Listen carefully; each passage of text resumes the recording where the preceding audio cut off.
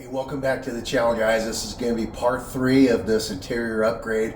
It's going to include installing the refrigerator, straps, anchor points, the Molle panels, the 1000-watt power inverter, and a whole lot more. So stay tuned, let's get to it. Okay, so I just got these Molle panels in from Amazon. They came in a nice thick plastic. The Molle panels themselves are wrapped in bubble wrap, and they also come with a bag that has extra straps in there so you can customize it the way you like it. It already has some straps on it, but it has extras, so you can use it to connect things or whatever you need. So I wanted to go with steel, and you know, they had some that were ABS and other kinds of plastic. But I like steel. If I need to cut them and customize them or whatever, it's going to be very easy to do. It's also got these bungees that are already woven throughout, so that you can, you know, put things in there that it'll hold them in place. And yeah, so I got this one to go on the rear seat delete, the open space, and then I figured I bought them as a set because I figured I'd go ahead and put this one on the back of the driver's seat. These are actually designed to go on the back of your car seats. Truck seats. And so the way I'm going to have it, I'll have one on the back of the car seat and I'll have one on the seat delete. So now all I got to do is go and take a look and see how it fits in there, see if I'm going to have to do any customizing. I also bought 2 just in case I had to do cutting on both of them to utilize it the best way that I can on the seat delete. So now I just got to go and see what we got.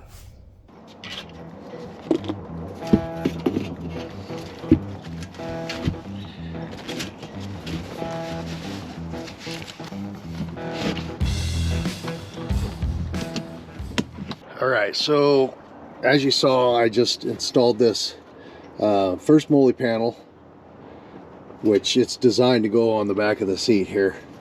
Fits great, looks great. Now we got this one. Okay, this one is going to be holding, you know, a little bit heavier things like the power inverter. I'll have it somewhere on this. And I don't want it to, you know, be flopping around.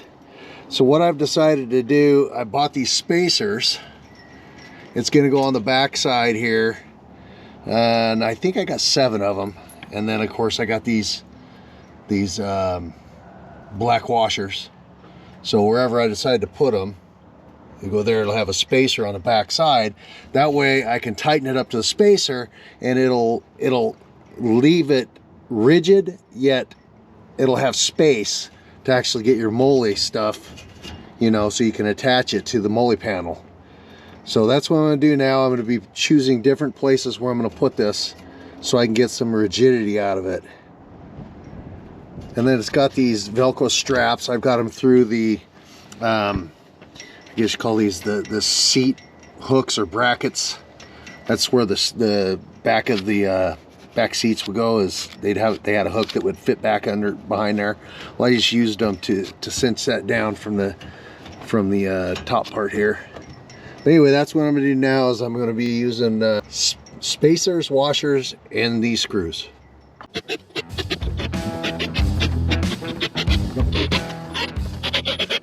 right.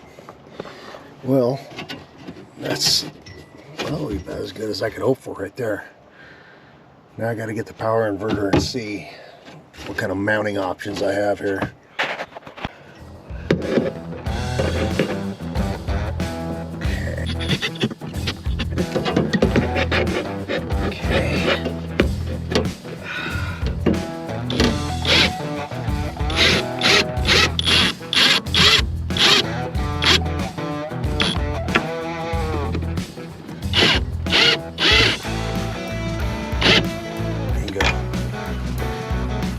Guys, I ain't going nowhere.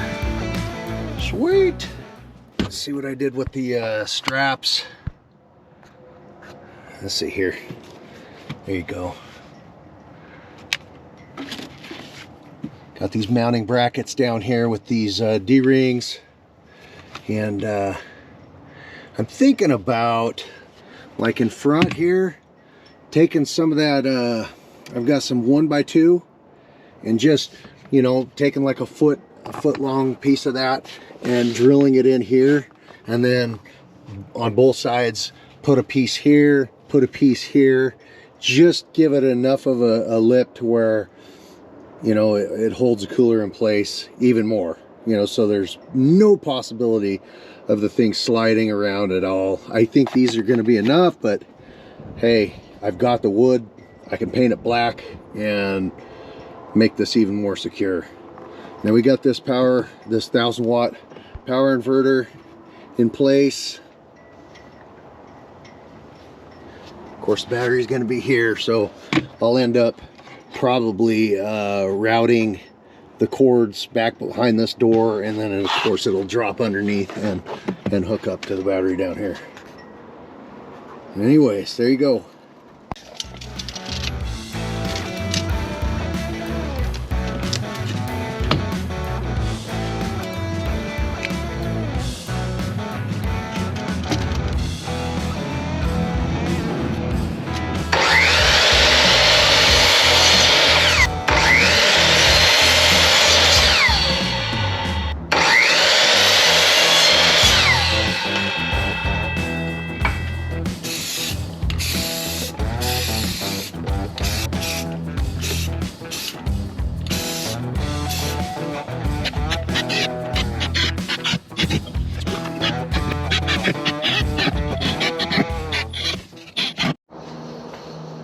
All right, so now we have the 1000-watt power inverter installed, and we need to think about our wiring situation.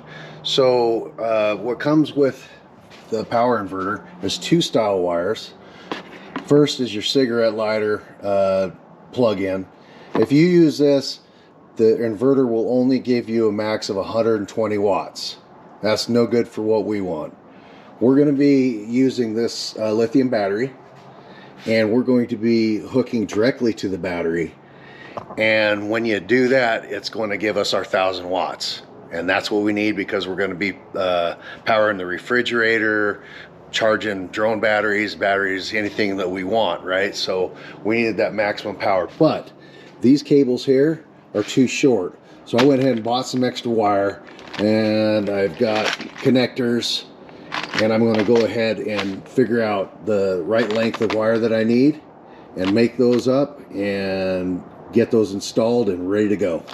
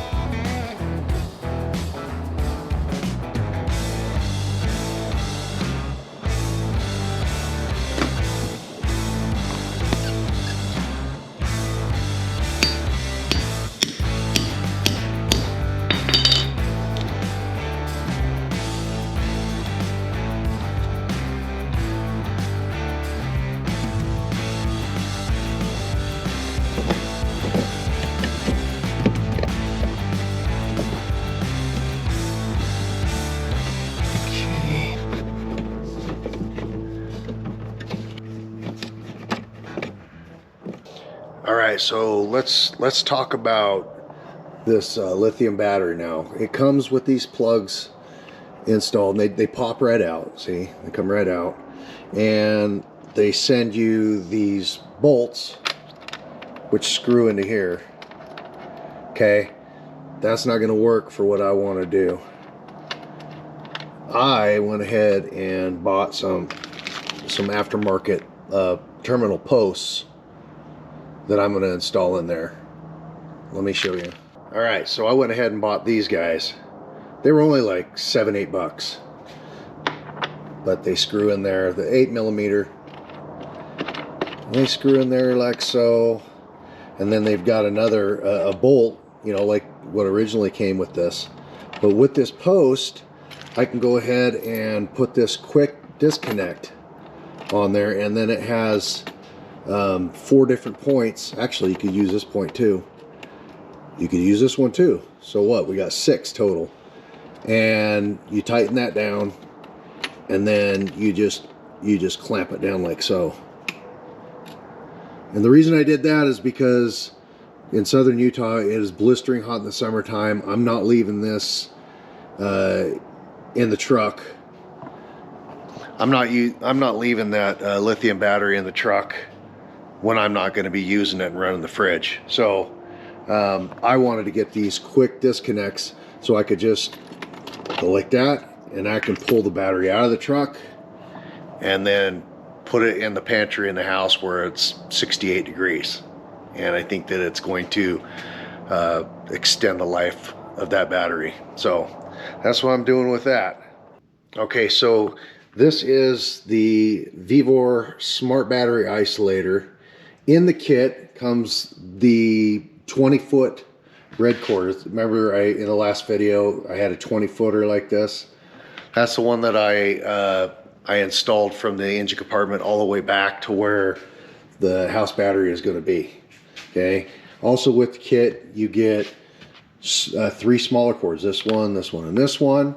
And then your fuse boxes actually come unassembled. They come looking like this. And these fuses, they're actually inside the bag. These are 80 amp fuses.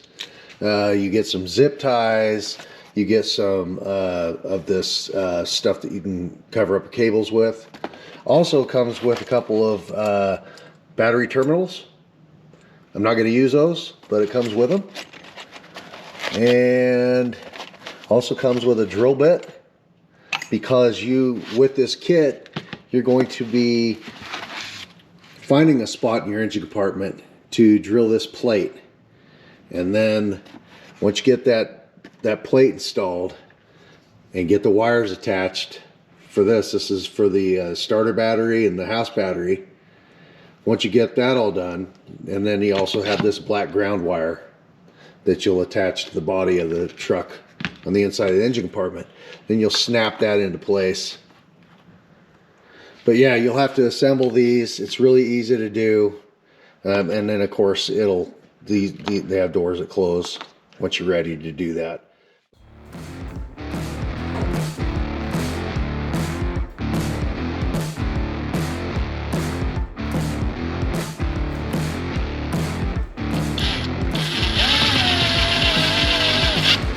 Go in where I want you to. Okay, right there. There we go. Come on. There we go. Just had to get it to bite. Come on. There you go. All right, guys. So this bolt point is, or this point where we're going to hook this up to for the second battery. It goes right here on this, I guess you call a little terminal. So I need to break. If you look, it's got breakaway points. So on breakaway here, because it's on this side, it's on the right side, it's over right here, and this mounts here. So this is going to be going in here, okay? And then the starter battery is this terminal, okay, which is on the left side. So I'll break away that right there, and then we'll have our wire running here to the positive on the starter battery. And so yeah, I'm gonna go ahead and just break away these tabs, get it ready. So this is the ground to body wire. I'll probably end up cutting it about right there, you know, because it's just going to come down, and I'll have it screwed in right here.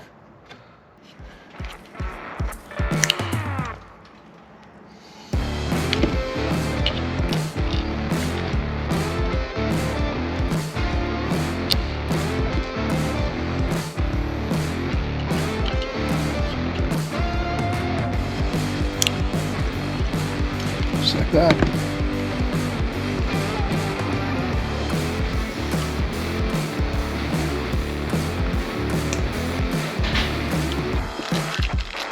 These, and that is going to be going on to the end of here.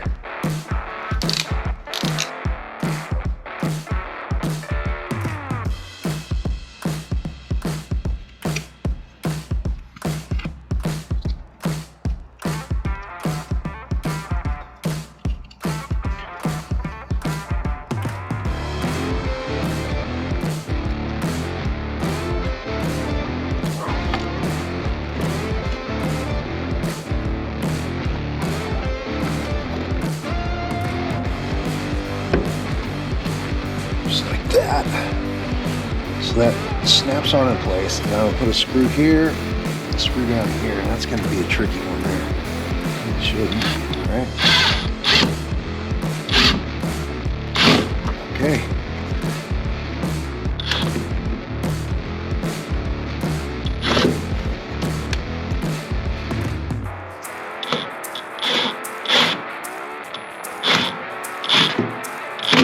There we go, baby. There we go. Grounded. We've got the battery isolator positive wire, and we're gonna hook it to the positive on top of this V gate here. Okay, just the back of that.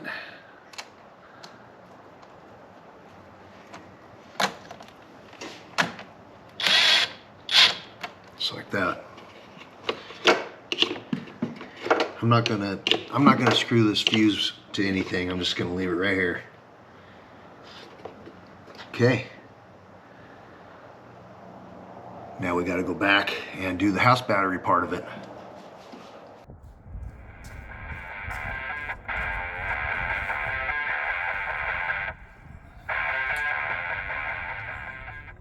All right, so this wire, this is going to be our ground on the house battery, and I have it running back. I don't know if you can see that, but I have it running back, and it is attached to a bolt that is attached to the frame of the truck. So I'm gonna just hook it to that bolt, and we should have a ground to the chassis.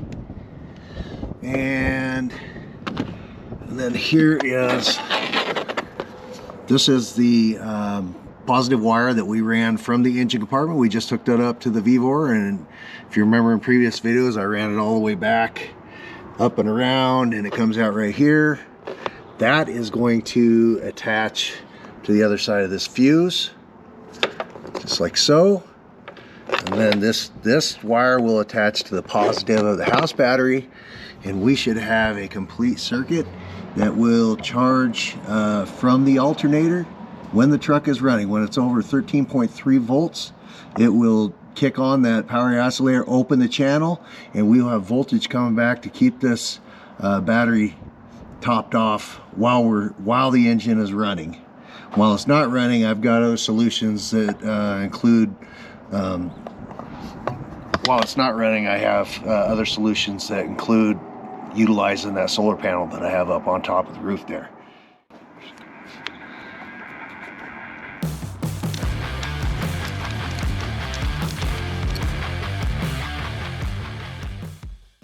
Okay, so I've connected the positive and negative to our 1000-watt inverter. I've routed the wires back behind the back panel of the rear seat delete. It's running down the way. Down here you can see this is the negative, this is the positive, and I went ahead and took off the quick release terminal, and I'm going to go ahead and get this wired on there, and then it should be good to go positive wise.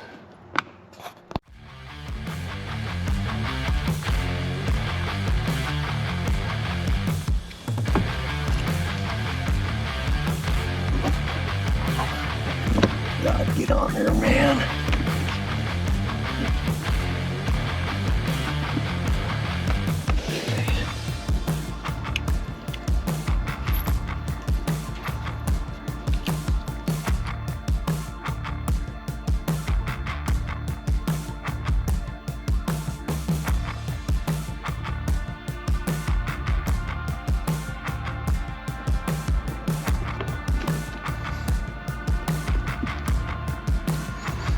Okay. There we go.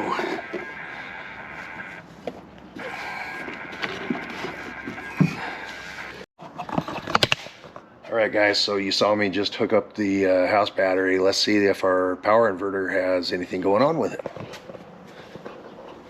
Hey, we do. That's awesome.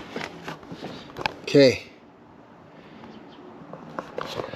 Now I'm going to plug in the fridge and see if it does what it's supposed to do.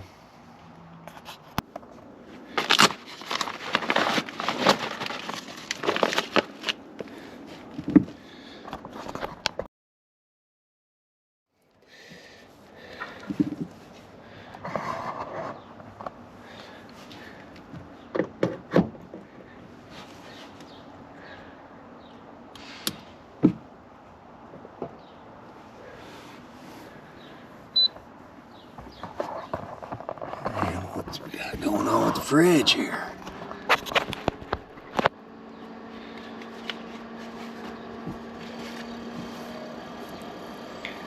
Okay, I hear the refrigerator running. It is starting to cool down process. This is awesome. So our power inverter is doing exactly what it's supposed to do. So now the question is, are we going to get charge from the alternator? That's the question. We got to see if this battery isolator is going to work. So I'm going to turn this, I'm going to fire up this truck and let's see what we got going on.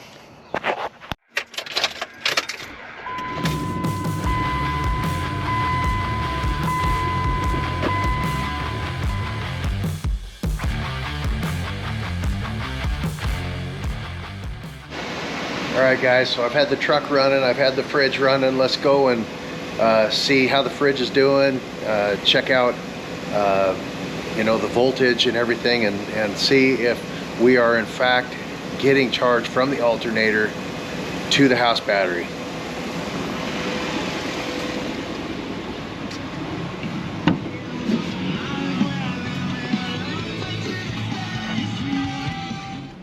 Okay. Look at that. It's down to 41 and 43. You got the refrigerator side and you got the freezer side. So it's cooling down great. Let's see what our inverter's pulling here. So it's pulling the 13.2. And that's just holding constant. I got a voltmeter here. Let's check out the house battery and see what it tells us. All right, so we're looking at 13.4865, just kind of hanging out around the 13.5 mark. Yeah, that was, there you go. That was my fault. Okay, so we got 13.5 on the battery. We got 13.2 being used from the inverter. We got our fridge cooling down. We're at 39 and 43. Let's see what our voltage is on our starter battery. It's sitting 14.202524. Little fluctuation. Okay, now I'm going to shut off the engine and let's see what happens. What does it say on this now? Shut it off. It's at 13.29, which, if you remember, once it hits 13.3, it will cut off between the two, so that you know, all the voltage that we're pulling in there does not come from this. This is safe right now. So there you go. Let's go check out what the voltage difference is. Okay, so this is sitting at 13 even, or 13.0. Still cooling down the fridge freezer. And what do we got with the truck off? Okay, well, that's 13.3, holding steady.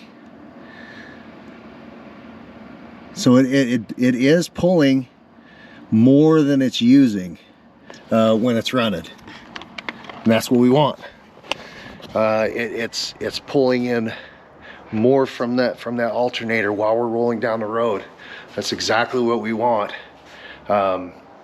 and then that keeps our batteries nice and full. But anyway, next thing I got to do is put together the med kit that's going to go on the Molle panel, and we should be pretty close to being done with this deal.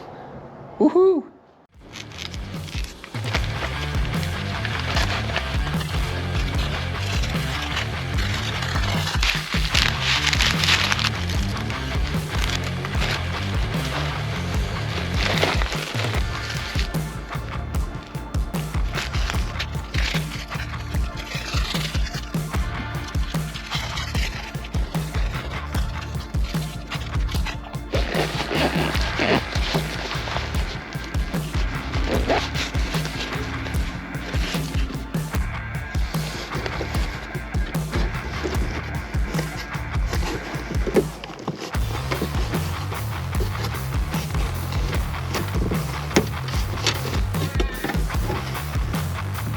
Go, med kit, set up. 32 and 32. All right. Well guys, that's a wrap on this interior upgrade video series. I'll give you a little tour on all the things that we did and check it out.